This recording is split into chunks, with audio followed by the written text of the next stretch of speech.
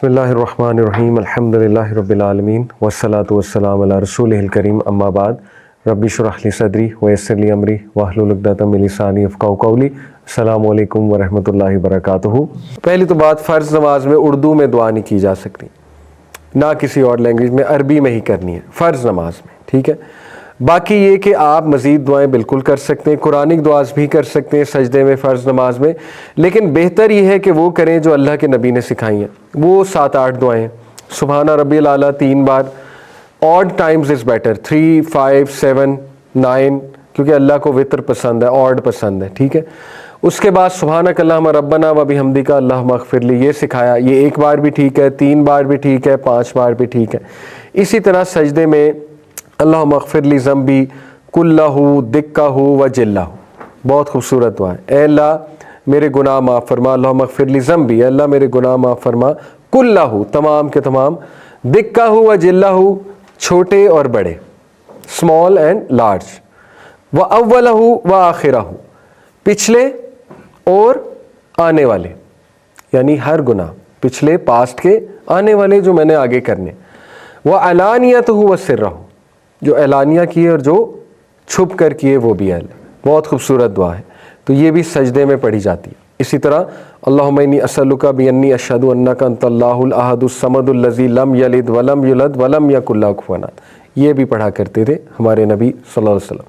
اسی طرح سبوح قدوس رب الملائکۃ والروح، سبوح کا مطلب ہے پاک ہے اللہ، قدوس ہولی ہے اللہ، قدس سے نکلا نا، ہولی لینڈ، قدس کہتے ہیں نا مقصد کو، قدوس ہولی ہے اللہ سبحانہ۔ رب الملائکۃ والروح، ملائکہ اور روح کے رب ہیں، اینجلز کے اور جبرائیل اسلام کے رب ہیں۔ یہ بھی سجدے میں کہتے تھے ہمارے، یہ سجدے میں بھی کہتے تھے، رکوع میں بھی کہتے تھے، تو 1 بار بھی کہہ سکتے ہیں، 3 بار بھی۔ دیکھیں ہمیں سیکھنی چاہیے دعائیں۔ اب دیکھیں نماز کو بیوٹیفل آپ نے بنانا ہے، تو کبھی آپ سجدے میں سبحان ربی الاعلیٰ کہیں، کبھی آپ یہ کہیں اللہم اغفر لی ذنبی کلہ دکہ و جلہ، یہ والی دعا، کبھی آپ یہ کہیں سبحانک اللہم ربنا و بحمدک اللہم اغفر لی۔ اتنی ویرائٹی ہے، اتنی ڈائنامک نماز بنائی جا سکتی ہے۔ اسی طرح ہم ایک مسٹیک کرتے ہیں درود کے بعد، یہ ہماری ایک معاشرے میں پتہ نہیں یہ کہاں سے چیزیں آئی ہیں کہ اصل میں دعا قبول ہوتی ہے نماز میں، سجدے میں اور نماز کے دوران، درود کے بعد دعا قبول ہوتی ہے۔ حدیث ہے اتحیہ میں درود کے بعد دعائیں کرو۔ صحابہ کہتے ہیں نبی صلی اللہ علیہ وسلم اتنی دعائیں کرتے تھے درود کے بعد کہ ہم کہتے تھے سلام پھیرنا بھول گئے، نبی صلی اللہ علیہ وسلم سلام پھیرنا بھول گئے۔ ہم کیا کرتے ہیں، پتہ نہیں کیوں کرتے ہیں ایسے، درود کے بعد ایک دعا، اونلی 1 دعا، ربی جعلنی مقیم الصلاۃ، جو بچپن سے قاری صاحب نے سکھائی ہوئی ہے، سلام پھیر لیا جاتا ہے، جماعت کے ساتھ بات کرو، اس کے بعد ہاتھ اٹھا کے دعا کی جاتی ہے جس کی کسی کو سمجھ نہیں آ رہی، اور وہ صرف اینڈ میں ایک جملہ سمجھ میں آتا ہے صلی اللہ علیہ وسلم، اور پھر اس طرح ہاتھ پھیر لیے جاتے ہیں۔ ٹھیک ہے، جماعت کے بعد کبھی کبھی دعا کی جا سکتی ہے اس طرح سے، اگر ضروری کوئی موقع ہے اجتماعی دعا بیماروں کے لیے، لیکن اس کو روایت بنا لینا کہ اس کے بغیر نماز ہی نہیں ہوئی، یہ پتہ نہیں کہاں سے آیا۔ اس طرح کی باتیں اکثر آپ کو بزرگ ڈانٹ دیتے ہیں کہ تم نے دعا نہیں کی۔ بھائی نماز ساری کی ساری دعائیں، کیا مطلب دعا نہیں کی ساری؟ بلکہ لوگ ڈسٹرب ہوتے ہیں، نماز کے بعد تو اذکار ہے، نماز کے بعد تو اچھے خاصے اذکار ہیں، 9-10 اذکار ہیں۔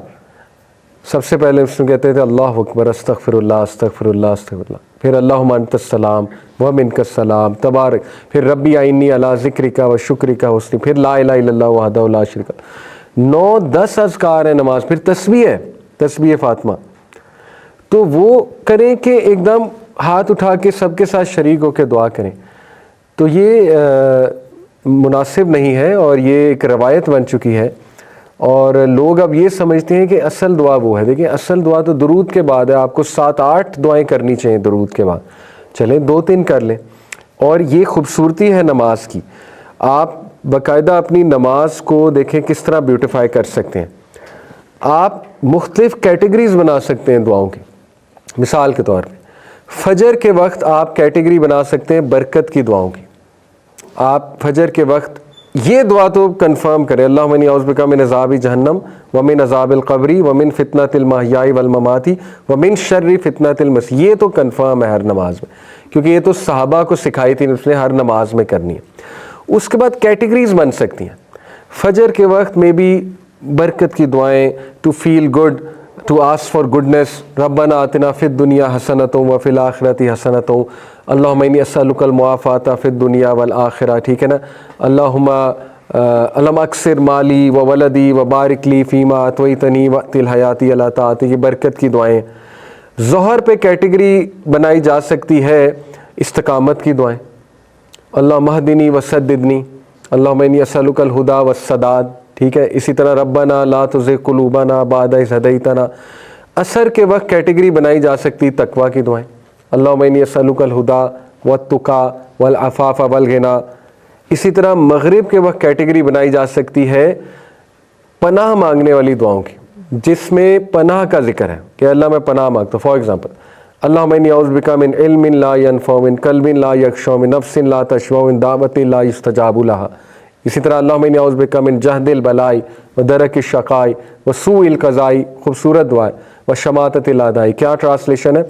اللہم انی اعوذ بک من جہد البلاء، اے اللہ میں پناہ مانگتا ہوں سخت مشکل سے، جہد البلاء سخت مشکل سے، ودرک الشقاء اور مایوسی سے، ہوپ لیسنس سے، وسوء القضاء اور بری تقدیر سے، اے اللہ کہیں میں بدبخت نہ ہو جاؤں، اس سے پناہ مانگتا ہوں، وشماتۃ الاعداء اور دشمنوں کے خوش ہونے سے، دشمنوں کی خوشی منانے سے۔ تو یہ ہے وہ والی دعائیں جس میں آپ پناہ مانگ رہے ہیں، یہ کیٹیگری بنائی جا سکتی ہے، ٹھیک ہے، اور بھی بہت ہے۔ اسی طرح عشاء کے وقت حسن خاتمہ کی کیٹیگری بن سکتی، اللہم انی اسألک الحسن الخاتمہ۔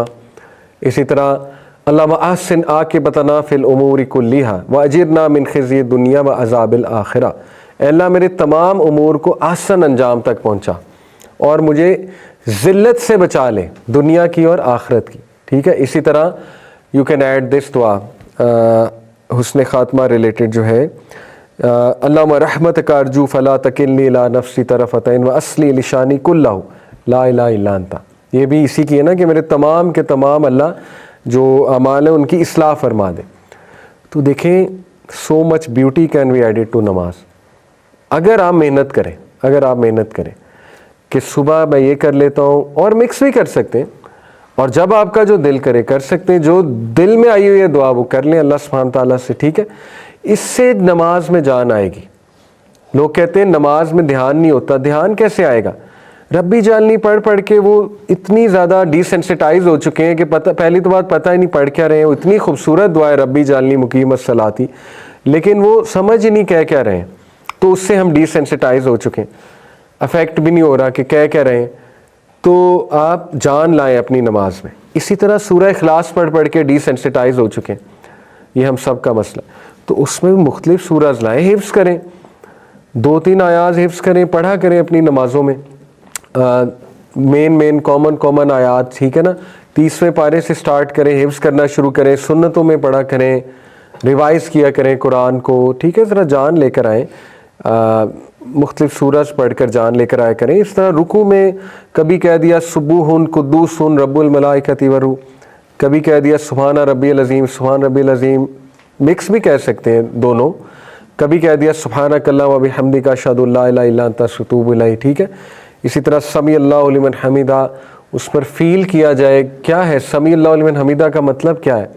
اللہ نے سن لیا جو آپ نے کہا ہے، ٹھیک ہے۔ اللہ نے سن لیا کا مطلب ہے کہ ایک ہے اللہ سنتا ہے، سنتا ہے ایک اور بات ہے، سن لیا ہے ایک اور بات ہے۔ سن لیا ہے میں قبولیت ہے، سمجھ رہے؟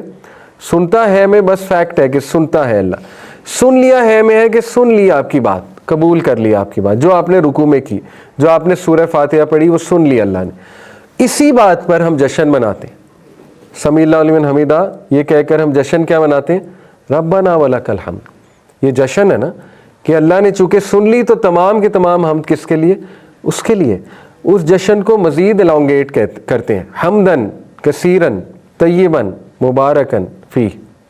اس کے علاوہ اس میں ایک جملہ کہتے تھے، ابھی میرے ذہن سے نکل گیا، وہ بڑا خوبصورت جملہ ہے کہ اتنی حمد جو آسمانوں کو بھر دے، زمینوں کو بھر دے اور ہر شے کو بھر دے، زمین و آسمان کے درمیان ہر شے، اتنی حمد اللہ کے لیے. یہ خوشی کیوں منائی جا رہی ہے؟ کبھی آپ نے سوچا ہے؟ حمدن کثیرن.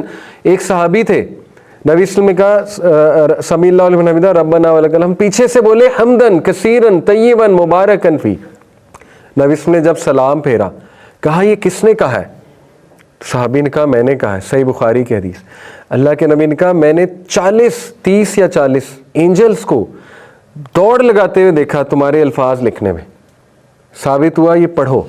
نبی اس نے تعریف کی صحابی کی، تو وہ صحابی خوشی منا رہا تھا نا کہ واقعی حمدن کثیرن طیبا مبارکن فی. تو نماز میں خوشی لانی چاہیے. ٹھیک ہے، دیکھیں خوشی کا موقع ہے نا. سن لی اللہ نے جو میری پریشانی تھی، سن لی اللہ نے جو میں نے کھڑے ہو کے مصلی پر بیان کی ہے، تو اللہ تک پہنچ گئی میری صدا. تو یہ ایموشنز لانا نماز میں بہت ضروری ہے انشاءاللہ. جزاکم اللہ خیر. سبحانک اللہم وبحمدک اشہد ان لا الہ الا انت استغفرک و اتوب الیک.